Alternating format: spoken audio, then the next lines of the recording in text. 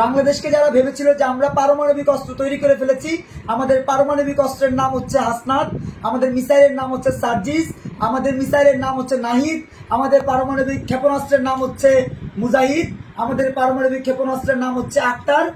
তাদের এসব অধ্যত্বপূর্ণ বক্তব্যের কারণে ভারত এত নমনীয় হয়েছিল, সেই ভারতকে এখন গরম হতে হচ্ছে। বিএনপির এই খাসলত এটা কিন্তু নতুন না। বাংলাদেশকে সংকটের মুখে ঠেলে দেওয়া এটা বিএনপির একটা ঐতিহাসিক সিলসিলার মধ্যে আছে এবং তারা যে পথ দেখিয়েছে, আমি একটা আলোচনায় বলেছিলাম যে আওয়ামী লীগ হচ্ছে সফল বিএনপি এবং বিএনপি হচ্ছে ব্যর্থ আওয়ামী লীগ।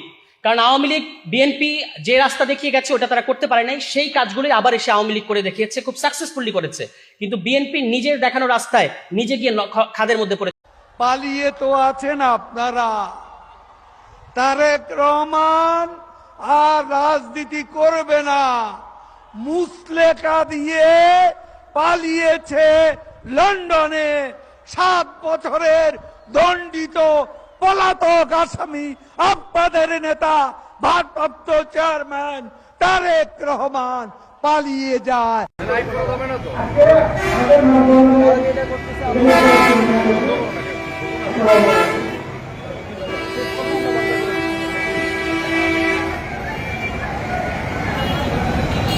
এই মুহূর্তে বিএনপির সাধারণ সম্পাদক রিপন ভাই আমাকে লাইভ বন্ধ করতে আর কি নির্দেশ দিলেন। এখন আপনারাই বলেন যে আমি কি করব, লাইভ বন্ধ করবো কিনা। এই দেখেন ওনাদের এগুলো এখন চলে যাচ্ছে সবাই। এখানে মূলত তাদের পুলিশ বিএনপি তাদের সবার সম্মিলিত প্রচেষ্টায় মূলত লাইভটা বন্ধ করা হচ্ছে। দেখেন অলরেডি সবাই চলে যাচ্ছে, তাদেরকে বন্ধ করতে বলা হলো এবং তারা চলে যাচ্ছে।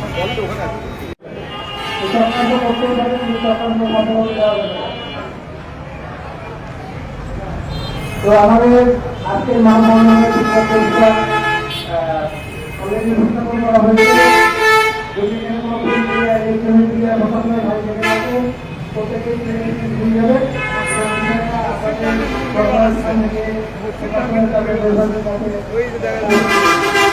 আমাদের আজকের মতো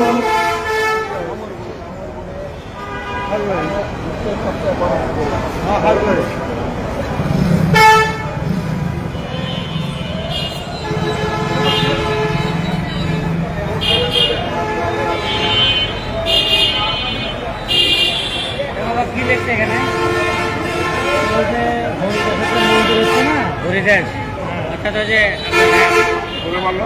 না সেটাই তো বলছি। বলো সেই মন্দিরটা যদি না হয় হরিদাস ওই মন্দিরটা না হয় বিশাল মন্দির, বিশাল মন্দির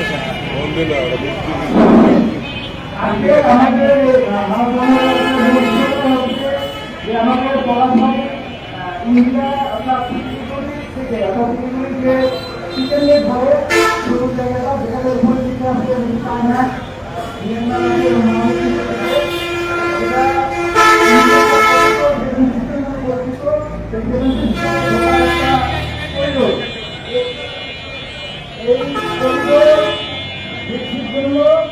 ইন্ডিয়া পরিকল্পিতভাবে আমাদের পড়াশোনা থেকে রংপুর অঞ্চল তারা বর্তমানের জন্য বিভিন্ন ধরনের সচেতন করে যাচ্ছে।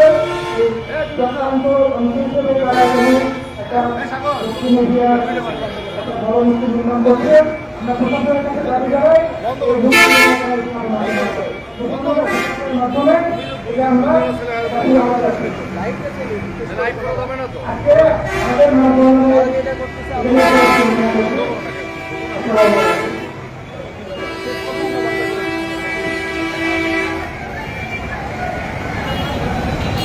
এই মুহূর্তে বিএনপির সাধারণ সম্পাদক রিপন ভাই আমাকে লাইভ বন্ধ করতে আর কি নির্দেশ দিলেন। এখন আপনারাই বলেন যে আমি কি করব, লাইভ বন্ধ করবো কিনা। এই দেখেন ওনাদের এগুলো এখন চলে যাচ্ছে সবাই। এখানে মূলত তাদের পুলিশ বিএনপি তাদের সবার সম্মিলিত প্রচেষ্টায় মূলত লাইভটা বন্ধ করা হচ্ছে। দেখেন অলরেডি সবাই চলে যাচ্ছে, তাদেরকে বন্ধ করতে বলা হলো এবং তারা চলে যাচ্ছে।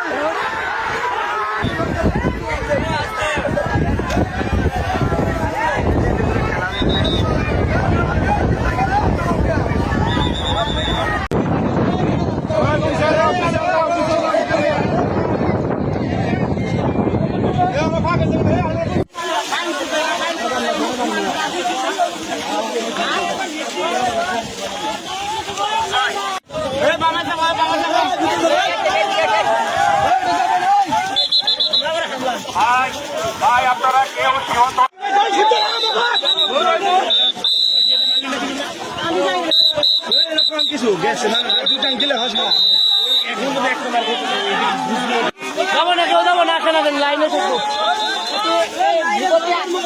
ভিতর দিয়ে আয়, উঠে যাচ্ছে। আপনাদের কাছে আমরা রিকোয়েস্ট করছি, কেউ সীমান্ত অতিক্রম করবেন না বা একটু পিছান প্লিজ। আপনাদের কাছে বড় করে অনুরোধ করছি, কেউ সীমান্ত ছোট লাইন ক্রস করবেন না। কেউ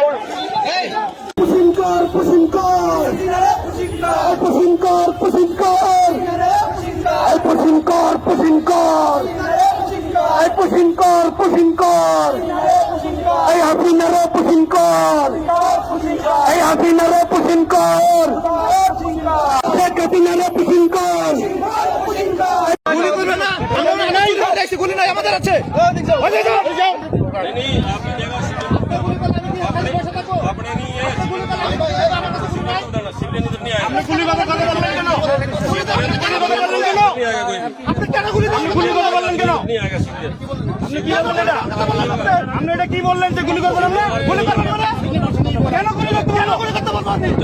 কেন গুলি কেন গুলি করতে বলবেন? কেন গুলি করবে? গুলি করবে না।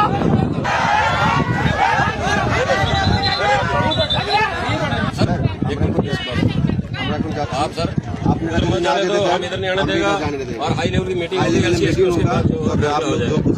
তাহলে আমরা আমরাও যেতে দেবো না যদি আপনারা যদি নিতে চান নিয়ে যান, ঠিক আছে? আমরা কেননা এই যা বললো পুরো বাংলাদেশ, चलिए তাহলে আমরা हाई लेवल मीटिंग होगा तो चलिए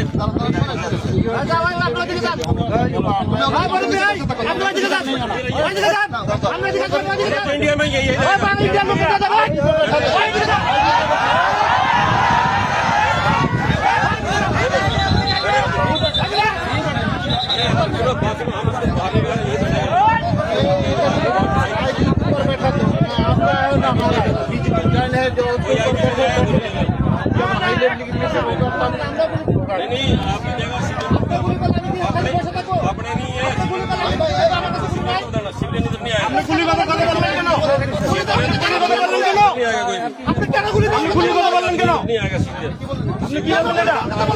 আপনি এটা কি বললেন যে গুলি করবেন? আমরা গুলি করবেন না, কেন গুলি করতে কেন গুলি করতে বলবেন? কেন গুলি কেন গুলি করতে বলবেন? কেন गुली करবে না। ठीक है, आपका भी पता, ठीक है, होगा तभी होगा। नहीं आना और आप गुली करবে না, गुली करবে না, নাই ऐसे गुली নাই আমাদের আছে। ওদিকে যাও, যাও ওদিকে, ওদিকে, ওদিকে যাও, এদিকে যাও, এদিকে যাও, সরকারের ভূমিকা সীমান্তে খুবই অপ্রতুল এবং সরকার সীমান্তে নজরদারির ক্ষেত্রে খুবই স্বল্প ভূমিকা পালন করছে এবং এই ক্ষেত্রে 3 জন মন্ত্রী বক্তব্য দিয়েছেন। স্বরাষ্ট্রমন্ত্রী সালাউদ্দিন সাহেব বলেছেন ওইখানে লেথাল উইপনে যে হত্যাকাণ্ড হয় এটা বর্ডার কিলিং না, কিন্তু উনি যে বক্তব্য দিয়েছেন এটা সত্য নয়, সেটা আমরা প্রত্যাখ্যান করছি। দ্বিতীয়ত শামা ওয়াহেদ উনি একজন প্রতিমন্ত্রী, উনি যে বক্তব্য দিয়েছেন যে সেই আবার বলছে ইসলামের উপর হাত দিবেন না। কদিন আগে জামাত ইসলামের এক বন্ধু, আমি নাম নিলে আবার এখানে 74 দাঁড়াতে পারেন, সেজন্য 2 জন এমপি ছিলেন, আরেকজন পরাজিত এমপি ছিলেন, আরেকজন নেতা ছিলেন, বক্তৃতা দিচ্ছে ইসলামের উপর হাত দিবেন না। মানে স্পিকার, ইসলামী ব্যাংক ইসলাম নয়, আমাদের জনাব মির্জা ফখরুল ইসলামও ইসলাম নয়, জামাতে ইসলামও ইসলাম নয়। সুতরাং সবকিছুতে ইসলামের উপরে হাত দিবেন না দোহাই দেওয়া কিন্তু ঠিক নয়। রাজনীতি মসজিদে করতে দিবি না, মন্দিরে করবি? তুই মন্দিরে যাওয়া শুরু করছিস? এই মদনের বাচ্চা মদন, একটা লোক মসজিদ নিয়ে কথা বলছে। এই লোকটার কথাটা একটু শুনেন। প্রত্যেকে কানে কানে ওয়াক করবো, মসজিদে কোনো রাজনীতি করতে দেব না। করবেন যাবেন, রাজনীতি করবেন, রাজনীতি নামে ব্যবসা করবে, এই সুযোগ বাংলাদেশের রাজনীতিতে থাকতে পারে না।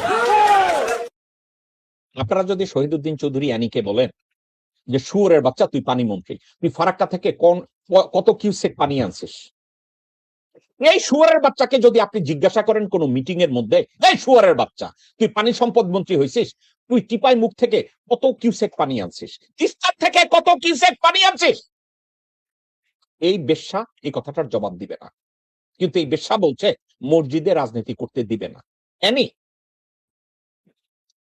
তোমারে নিয়ে গালি দিতে আমার বিবেকে বাধে, কারণ তোমার সাথে 2-4 বার আমার কথা হয়েছে। আমি তো মনে করছিলাম তুমি অ্যান্টাই ইন্ডিয়ান একজন লোক, কিন্তু এখন তো দেখি তুমিও এক খানকির পোলা। এই বেটা মদন, ইসলামিক হিস্ট্রিতে কুত্তার বাচ্চা তুই জানিস না যে রাজনীতি শুরু হয়েছে মসজিদ থেকে? কুত্তার বাচ্চা, তোর লেখাপড়া তো করছিস, তুই তো অশিক্ষিত বলদ না। মসজিদে নববী, মক্কা শরীফে এবং মদিনাতে মসজিদে বসে রাজনৈতিক সংস্কৃতি তৈরি হয়েছে, জনগণের সেবা শুরু হয়েছে, মানবাধিকার শুরু হয়েছে। কুত্তার বাচ্চা, তুই তাহলে রাজনীতি মসজিদে করতে দিবি না, মন্দিরে করবি? তুই কি মন্দিরে যাওয়া শুরু করছিস? এই মদনের বাচ্চা মদন, তুই নির্বাচন করতে যাই তুই কইছিস তোর সম্পদের পরিমাণ 47 লক্ষ, আর তুই গরু কিনছিস 32 লক্ষ টাকা দিয়া। বলদের বাচ্চা বলদ, টাকা দিছে কে? বউ বান্দা দিছিস না মেয়ে বান্দা দিছিস?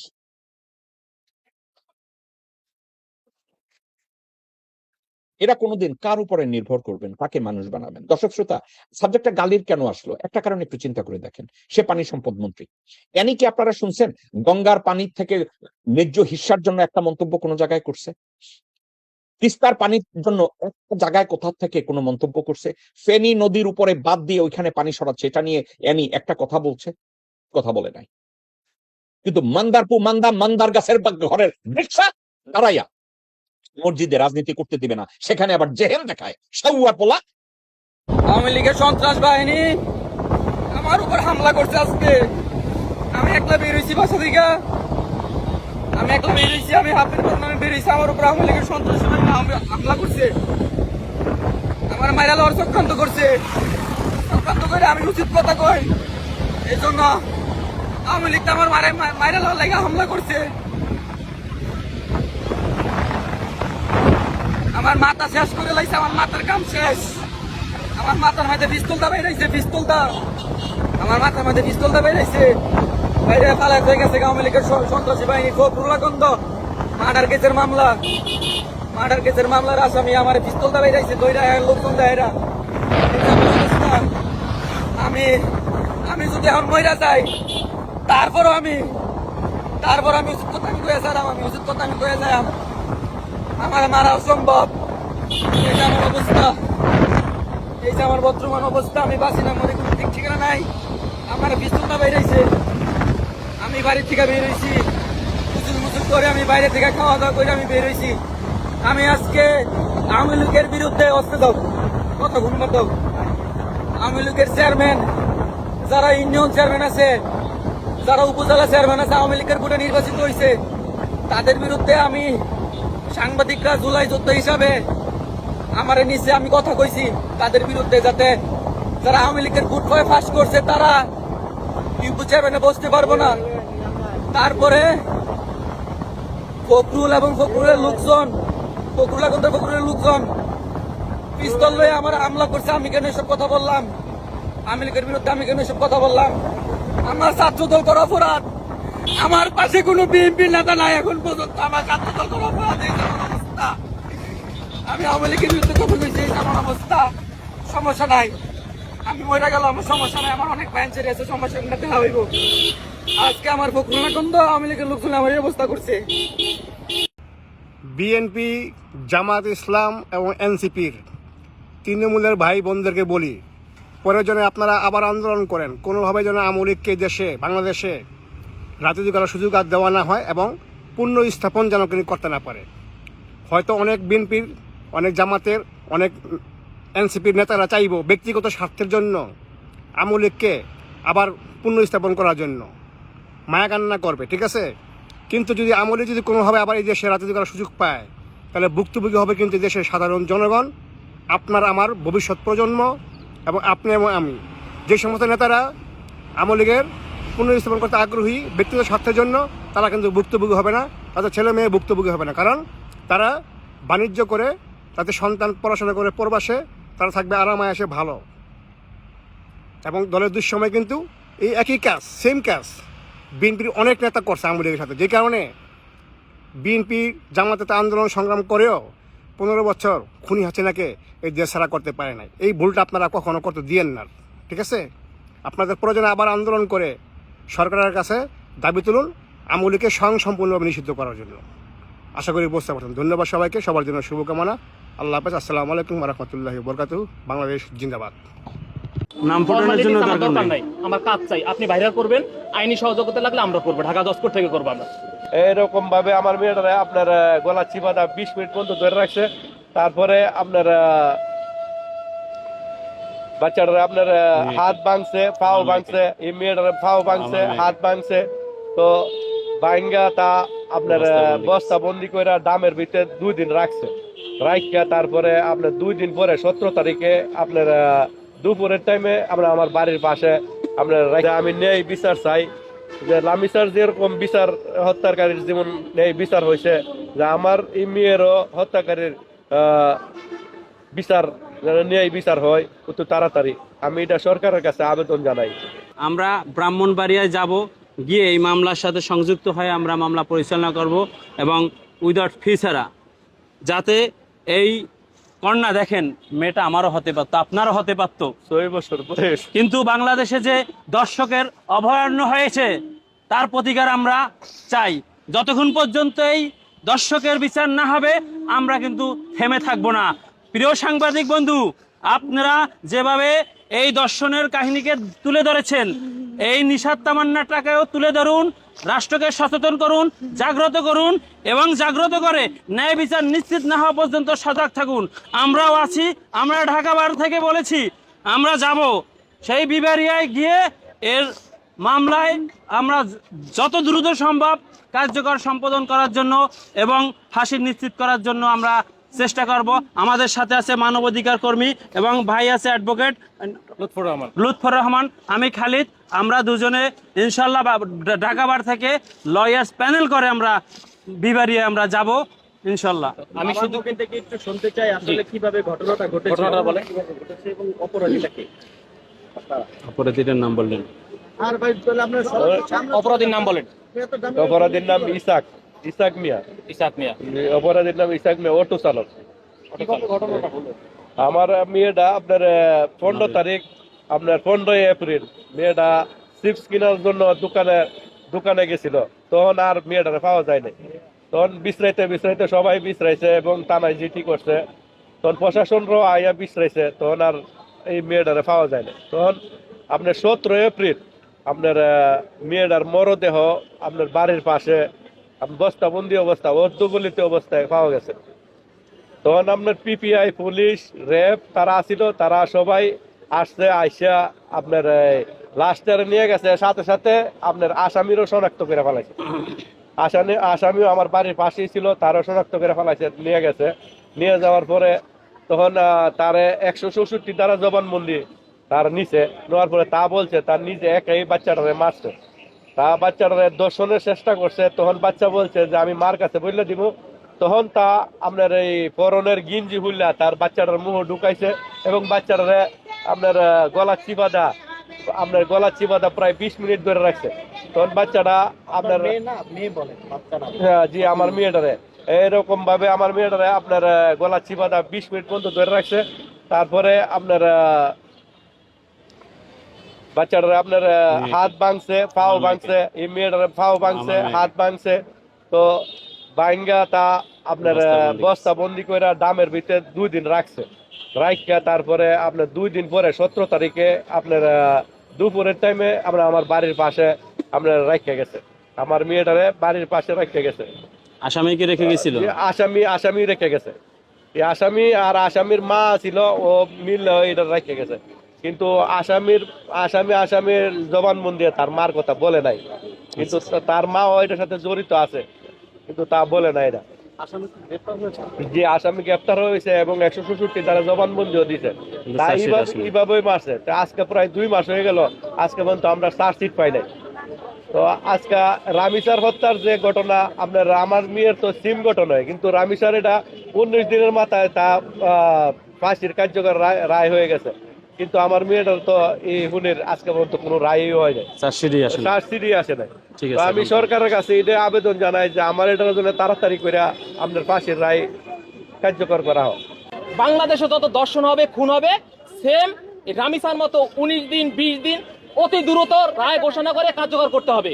এটা আমার প্রধানমন্ত্রীর কাছে হলো আবেদন। চাকু দিয়ে মারছে।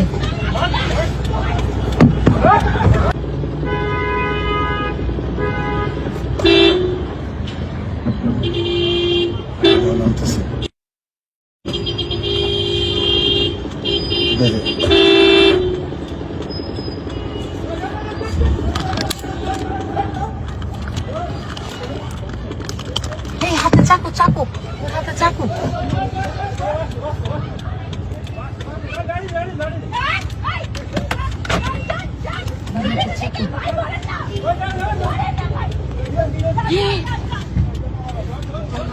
গাড়িতে নিচে দিয়ে দেয়, একবার চলো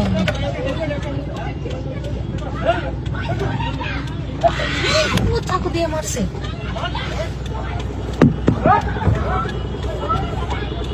ধরে না কেন হাতে চাকু? এই তো ঠিক আছে। 2 বস্তা চাল নিছে, চা কলা বুঝেও না। এই তো পিটা নিছে, ও ট্রাক থেকেই করছে, দেখছো আমরা কিন্তু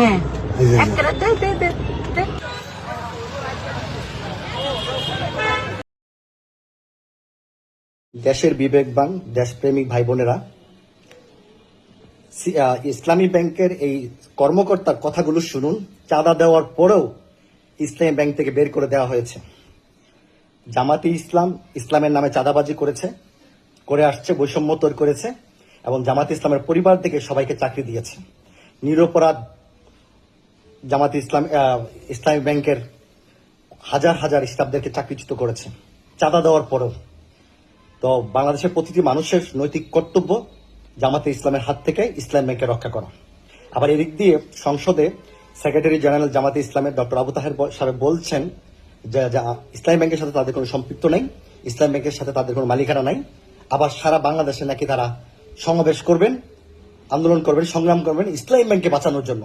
তো তাদের এত চুলকানি কেন? চেয়ারম্যান, ইসলামী ব্যাংকের চেয়ারম্যান হবে, এমডি হবে, কে হবে না হবে, এগুলো তো গ্রাহকের মাথা ব্যথা না। কিন্তু জামাত ইসলামের এত মাথা ব্যথা কেন? আমি আগে ইসলামী জামাত ব্যাংকে ইসলামের কর্মীদেরকে দিয়ে আন্দোলন সংগ্রাম করাচ্ছে, গ্রাহক সাথে এগুলো প্রতিদিন করা হচ্ছে। আমাকে চাকরিচ্যুত করা হয়। প্রিয় দেশবাসী, আপনারা ফয়সালা করবেন। আমি আজকে যে বিষয়টা নিয়ে বলতেছি সেটা হচ্ছে জামাত শিবির কর্তৃক আমাদের থেকে প্রতিনিয়ত প্রতি মাসে চাঁদা নেওয়া হতো বিষয়টি বলার জন্য, এবং প্রতি মাসে আমাদের থেকে আমাদের ডেজিগনেশন নির্দিষ্ট আকারে চাঁদা ছিল, আমাকে প্রতি মাসে 1000 টাকা দিতে হইতো। কিন্তু প্রতি মাসে দেওয়ার পরও ওদের এখানে বিভিন্ন প্রোগ্রাম ছিল, ওখানে যে পরিমাণ চাঁদা দাবি করা হইতো পরিমাণ চাঁদাই দিতে হইতো। এবং এটা ছিল ওরকম একটা প্রোগ্রাম 31 মে 2025 কর্মী সম্মেলন ওনাদের। এখানে ওনারা আমার ডেজিগনেশন অনুযায়ী আমার থেকে 5000 টাকা চাঁদা দাবি করেছিল এবং আমি পরবর্তীতে এটা দিতে রাজি হই নাই এবং আমি প্রতিবাদ করেছিলাম এই চাঁদার বিষয়ে। পরে যখন আমার বিভিন্ন কলিগ এসে আমাকে বললো চাঁদাটা দিয়ে দেন, না হলে ওনারা হয়তো আপনাকে ট্রান্সফার দিয়ে দিতে পারে, পরে আমি বাধ্য হয়ে চাঁদাটা দিয়ে দিই। এবং পরবর্তীতে এরপরে ওটা হচ্ছে 31 মে 2025 যে ওনারা প্রোগ্রামটা করেছিল ওটা চাঁদা। তারপরে আমাকে ট্রান্সফার করা হয় হোসেনপুর শাখায় 19 আগস্ট 2025 আমার ট্রান্সফার অর্ডার আসে এবং আমি ওখানে জয়েন করি 7 সেপ্টেম্বর। এবং এরপরে হচ্ছে আমাকে ওই টার্মিনেশন করা হয় হোসেনপুর শাখা থেকে 1 মাস পরে 9 অক্টোবর 2025 এটা হচ্ছে আমার টার্মিনেশন লেটার। আমাকে টার্মিনেশন করা হয়, এটা হচ্ছে আমার টার্মিনেশন লেটার। ইসলামী ব্যাংকে আমি বলি দুটো ব্যাংকে আমাদের টাকা, একটা হচ্ছে ইসলামী ব্যাংক, আমার নিজের হাতে রাখা টাকা, আমার বোনের টাকা, আমার নিজের হাতে রাখা মানে রেখা আসা টাকা, মানে এই কত 26 বছর আগে 26 ইয়ার্স আগে সেই ইসলামী ব্যাংকের টাকাটা এখন পর্যন্ত আছে। বাট এই টাকাগুলা সত্য কথা বলতে গেলে এই ব্যাংকটাকে এমন ভাবে, এবং SIBL আমার ভাইয়ের টাকা, আমি আপনাকে বললাম এটা আমি কিছু ব্যবস্থা করেছিলাম এগুলা বাই দ্য ওয়ে। সো মানে সোশ্যাল ইসলামী ব্যাংক দুইটা ব্যাংকে মানে এস আলমের দখলে ছিল, দুইটা ব্যাংকে এস আলম খেয়েছে। এস আলম কাছ থেকে এই টাকাগুলো উদ্ধার করতেই হবে যে কোন ভাবে হোক না কেন, তার প্রতিটা অঙ্গ থেকে টাকাগুলো উদ্ধার করতে হবে এই চুরকে ডাকাতকে। এবং যারা তাকে পুনর্বাসন করার চেষ্টা করতেছেন, you playing with fire and fury, don't follow Awami League's path that will bring distractions for you and for the government. That's inevitable, ladies and gentlemen. এখানে একটা জিনিস বলে রাখি আমি আপনাকে, এই এসালাম ডাকাত, এই ডাকাতের মানুষ এখনো বাংলাদেশে আছে। এরা বিভিন্ন প্রতিষ্ঠানে এখন পর্যন্ত কর্মরত এবং এদেরকে প্রদান করা হচ্ছে। খুবই আনফর্চুনেট। আমি চিরাঙ্গের মানুষের প্রতি খুবই সন্দিহান এখন এই মুহূর্তে। আমি sorry to say that I had a serious trust in Chirang people, but like সব যত মাফিয়া, সব মাফিয়া হচ্ছে চিরাঙ্গের এই মুহূর্তে। এটা বলতে আমি বাধ্য হলাম এই মুহূর্তে। আপনাদের ফারাজ করিম থেকে শুরু করে, মনে আছে ধরেছিলাম যে ফারাজ করিম থেকে শুরু করে, এসালাম থেকে শুরু করে, আপনি যদি দেখেন জাভেদ চৌধুরী থেকে শুরু করে, যত মাফিয়া কোনো না কোনোভাবে ওই অঞ্চলের। পৃথিবীর ইতিহাসে সংসদ ভবনে আমি কখনো দেখি নাই, বা কেউ দেখেছেন কিনা কমেন্টসে জানাইয়েন, যে সাবজেক্টের উপরে বিরোধী দল কথা বলে সেই সাবজেক্টের উপরে কনসার্ন ডিপার্টমেন্ট বা কনসার্ন মন্ত্রী অ্যান্সার করেন। বাংলাদেশে একটা বিরল প্রজাতির সংসদ এখন শুরু হয়েছে, যেখানে সংবিধান সম্বন্ধে কথা বললে তার অ্যান্সার করেন স্বরাষ্ট্রমন্ত্রী, ব্যাংক সম্বন্ধে কথা বললে অ্যান্সার করেন স্বরাষ্ট্রমন্ত্রী, খালকাটা কর্মসূচি নিয়ে কথা বললে অ্যান্সার করেন স্বরাষ্ট্রমন্ত্রী, বৃক্ষরোপণ নিয়ে কথা বললে অ্যান্সার করেন স্বরাষ্ট্রমন্ত্রী। আজকে সংসদে ইসলামিক ব্যাংক নিয়ে কথা হচ্ছে, যেখানে এই কনসার্ন সাবজেক্ট নিয়ে কথা বলার দরকার ছিল অর্থমন্ত্রী জনাব আমির খসরু মাহমুদ, কিন্তু সেখানে অ্যান্সার দিচ্ছেন স্বরাষ্ট্রমন্ত্রী। আমার জীবদ্দশায় আমি পৃথিবীর বহু দেশের সংসদ ভবন দেখেছি এবং বাংলাদেশের সংসদ ভবনের ভিতরে সংসদ অধিবেশন দেখেছি, কিন্তু কনসার্ন সাবজেক্ট নিয়ে কনসার্ন ডিপার্টমেন্ট কনসার্ন মন্ত্রী অ্যান্সার করেন। কিন্তু বাংলাদেশে এই প্রথম দেখলাম যে স্বরাষ্ট্রমন্ত্রী সর্বেসের্বা, সমস্ত প্রশ্নের উত্তর, সমস্ত সাবজেক্টের উত্তর উনি একাই দিচ্ছেন, বাকি সবগুলো বসে বসে হাত দাঁড়িয়ে দিচ্ছে। এটা এক হীরক রাজার দেশের গল্পের মতো হয়ে গেছে।